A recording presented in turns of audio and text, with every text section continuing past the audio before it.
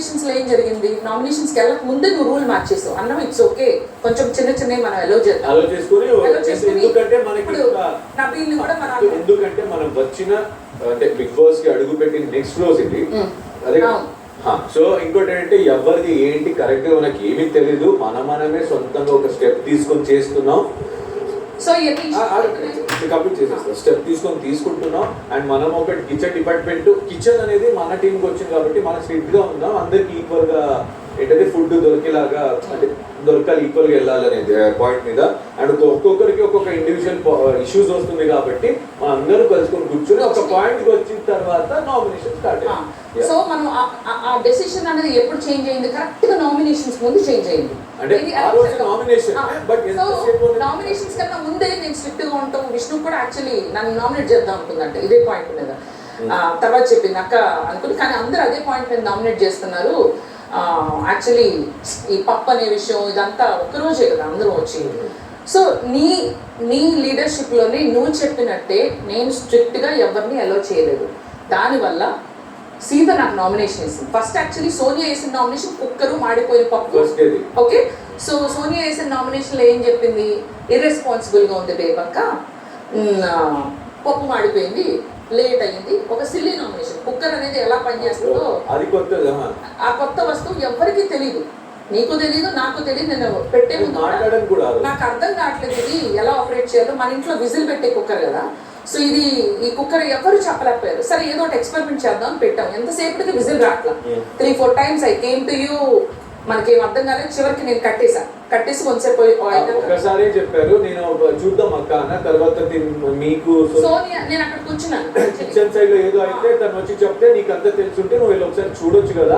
అయితే నేను ఆల్రెడీ కట్టేసి వచ్చా. అప్పటికి కట్టేసి నేను వెళ్ళి ప్రెషర్ ఇట్లా అని నొక్కి పెట్టి తీశారు ప్రెషర్.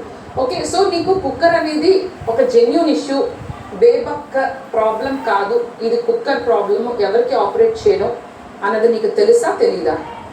నేను ఆ పాయింట్ అక్కడే చెప్పేశాను. కాదు, నీకు తెలుసు కదా, you know that cooker issue is genuinely issue and it's not particular issue, it's not బేబక్క ఫాల్ట్ కాదని నీకు తెలుసు. చెప్పాను కదా. కాదు నీకు తెలుసు కదా.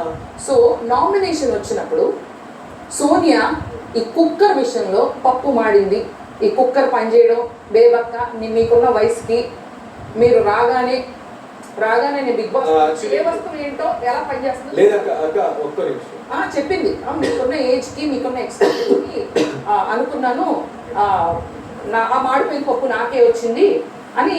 Just nobody new how to ఆ కుక్కర్ ఎలా పనిచేస్తుంది ఎవరికి తెలియదు. సో అయినా ఎండ్ ఆఫ్ ది డే ఆ పప్పు బాగుందని అందరూ తిన్నారు. విష్ణు అయితే పప్పు బాగుంది, పప్పు అందరూ బాగుంది. కానీ ఆ నామినేషన్ అనేది కేవలం ఆ కుక్కర్ సరిగా పనిచేయకపోవడం వల్ల సోనియా నాకు నామినేషన్ వేస్తే నేను అక్కడికి చెప్పి ఆ కుక్కర్ పని చేయకపోతే నేనేం చేస్తాను, ఒక్కడేనే నేను అయింది, నేను వంట మనిషి, బయట ఏమి నాకు అన్నీ తెలిసి నేను నా ఇంట్లోనే బయట నుంచి ఆర్డర్ పెట్టుకుంటాను ఫుడ్. నాకేదో వయసు కొంచెం ఎక్కువ కదా అని ఇక్కడికి వచ్చి వంట మనిషిలాగా నేను ఎంటర్ అవ్వలేదు కదా లోపలికి. సో ఆ నామినేషన్ వేసినప్పుడు ప్రేరణకి సెకండ్ నామినేషన్ వేసింది. సెకండ్ నామినేషన్ ప్రేరణకి తనకి మధ్యలో ఒక ఇష్యూ ఉంది, గుర్తుందా? ప్రేరణ సోనియాకి ప్రేరణకి ఏదో ఒక గొడవ, నాకు సరిగ్గా గుర్తులేదు. వాళ్ళిద్దరికి ఒక ఇష్యూ ఉండేది. ఆమెకు సీతకి కుకింగ్లో ఉండడం ఇష్టం అని చెప్తే అది వేసేయచ్చు కదరా, ఎందుకు డిస్కస్ చేస్తున్నారంటే నువ్వెవరు చెప్పడానికి డిస్కస్ చేయాలి చేయకూడదు అనేసి ఆమె నా మీద సీత నామినేషన్ చేసింది.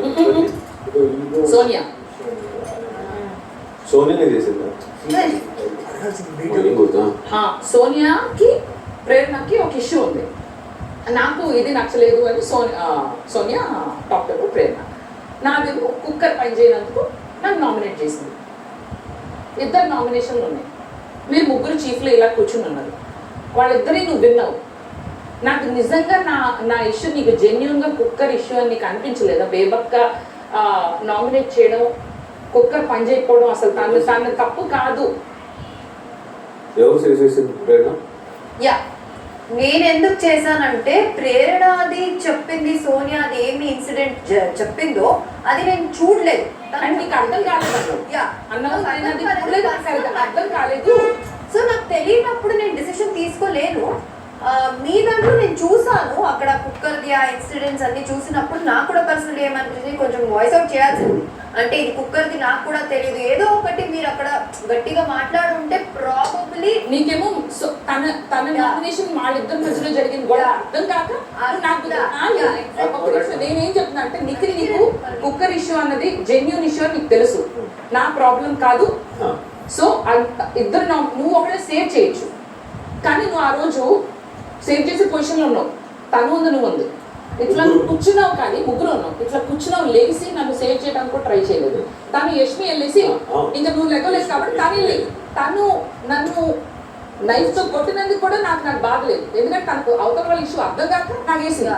కానీ నీకు జెన్యున్ గా నా ఇష్యూ తెలిసి కూడా నేను ఎంతో నేను అప్పటికి నువ్వు అక్క మీకు ఏదైనా కావాలంటే యువర్ నైస్ టు మీ, నువ్వు చెప్పిందే నేను ఫాలో అయ్యా, ఇలా వండుదామన్నా ఏదన్నా అన్ని నువ్వు చెప్పిందే ఫాలో అయినప్పుడు అక్కడ వేపక్క తప్పు లేదు అని నీకు తెలిసి కూడా నువ్వు నన్ను కాపాడే శక్తి ఉంది. ఆ రోజు నువ్వు నామినేట్ చేయకపోతే నేను మేబీ ఉండేదాన్ని హౌస్ లో. ఆ రోజు నువ్వు నేను సేవ్ చేయలేదు, నువ్వు ఇలా కూర్చుంటే యష్మి వెళ్ళి కొట్టేది. నాకు ఎప్పటికీ యష్మి మీద కోపం లేదు, సేవ్ చేసే పొజిషన్లో నువ్వు ఉన్నావు, తనకు అర్థం కాక నన్ను కొట్టేది. కానీ నువ్వు సేవ్ చేసే ఇదిలో ఉన్నా కూడా నీకు కుక్కర్ విషయం తప్పని తెలిసినా కూడా అది నా తప్పు కాదు, వేపక తప్పు అని నువ్వు నాకు సేవ్ చేయలేదు. అది నాకు చాలా ఎందుకు సేవ్ చేయలేదు, why you don't feel like saving అంటే అది నీకు ఆ కుక్కర్ ఇష్యూ అని నీకు తెలుసు కదా, ఎందుకు నువ్వు అంటే స్టాండ్ ఎందుకు తీసుకోలేదు? నువ్వు ఒక చీప్ పొజిషన్ లో ఉన్నప్పుడు అన్యాయం జరుగుతున్నప్పుడు అక్కడ సోనియా అనే వ్యక్తి